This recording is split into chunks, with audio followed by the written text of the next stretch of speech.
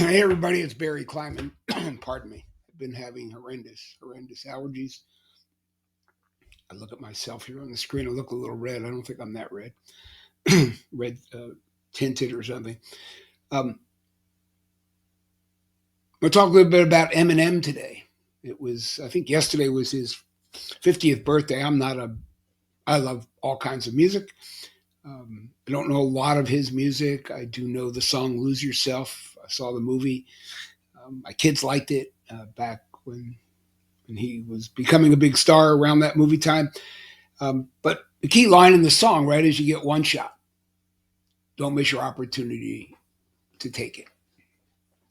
I paraphrase that. I don't know the exact line. Actually, I'll figure it out. In either case, so many of these questions, we're talking again about LinkedIn's 26 most asked interview questions. Today's, and I think it's either number 15 or 16, whatever it is tell me about a time you had to manage priorities. Me personally, I think it's every day of our lives. In many ways, every hour, every half hour, all depending on your roles in life: parent, grandparent, student, checkout clerk, work the deep fryer, CEO. It doesn't matter. We're always managing priorities. So I've talked to you a lot about telling the truth, and I've talked to you a lot about telling stories and telling the truth, but making the truth fascinating, because your stories are what matter.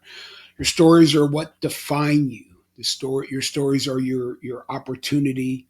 You get one chance, one opportunity, as Eminem said, to connect to somebody on the other side of the desk.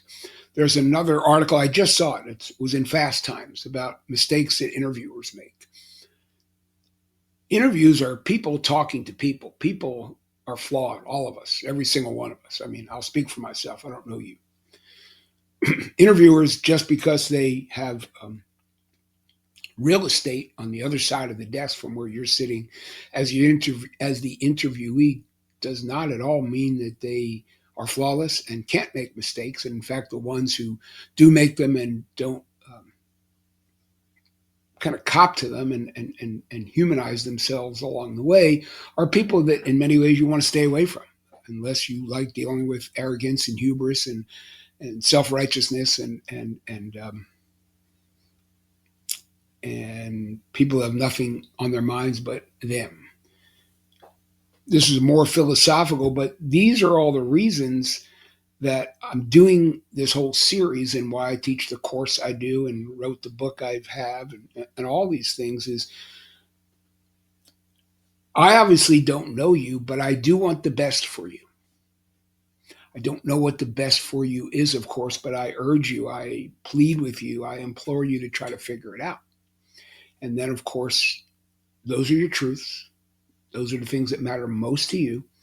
And your idea is to try to make yours match up with somebody's on the other side, right? How do you best serve that person? How does what you do best solve their biggest problems, or some of the problems that they need to solve? Then you've got a really great marriage, right? Really good team. Not everybody on the Golden State Warriors could be the top scorer, but they've won several championships. Everybody accepts their roles. That analogy could go on and on everywhere. What does it have to do about successful interviewing? What does it have to do with answering, tell me about a time you manage priorities? Everything. Because the question itself is one that, if you thought about it,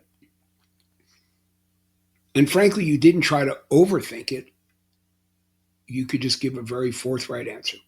I, if you're a parent, you manage priorities this morning. Right? If you're a spouse, you manage priorities this morning, last night. Both. Right? Teacher, doctor, lawyer, Indian chief, doesn't matter. So that actual question is so broad, and I've talked before about getting context. Do you want to know if a personal priority, a business priority, a priority as my community leader, my coach, whatever? And try to turn these conversations, these interrogations into conversations.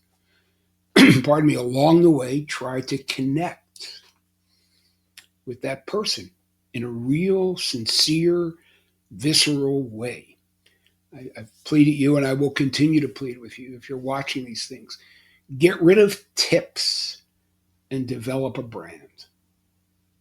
Okay? Tips are not a brand, they're tips. They're random things that are written by a bunch of people. They have nothing to do with you, particularly, and certainly the other person on the other side of the desk. And they have nothing to do with you except you might randomly pick one that does. Those things are generic and you are unique. I'm going to say that again. I just thought of it. Those things are generic and you are unique. So as you answer these questions, don't be afraid to be uniquely you. Tell the truth, but make the truth fascinating. And along the way, your goals are to be authentic. Pardon me. Your goals are to try to connect on a level beyond a simple question with the person on the other side of the desk. Most interviews don't work out, right? Most interviews don't work. Again, interviewers make mistakes. You have to be the constant. Okay. And maybe, just maybe, even if you're not a fit for that particular job, you've impacted that person so well, so effectively, that they just say, this is a good person. And again, I've talked about this before. Maybe they bump into a coworker who's also hiring, or a colleague from another company when they're having dinner that night or coffee the next morning, and you're in their mind. So this ability to connect, this ability to be honest, this ability to turn interrogations into conversations will be the theme that continues to run through all these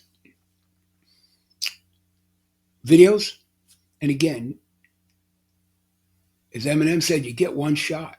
So may as well make that shot you and uniquely authentic. I hope this helps everybody. This is Barry Kleiman. We'll keep at these things. I have no idea how many we have left. 6, 8, I don't know, something like that. And again, hope they're helpful. My name and email address is in the description below. Please feel free to write to me. I've helped, I don't know, a couple dozen people so far doing these things. I'm happy to try to help you. Stay safe, everybody.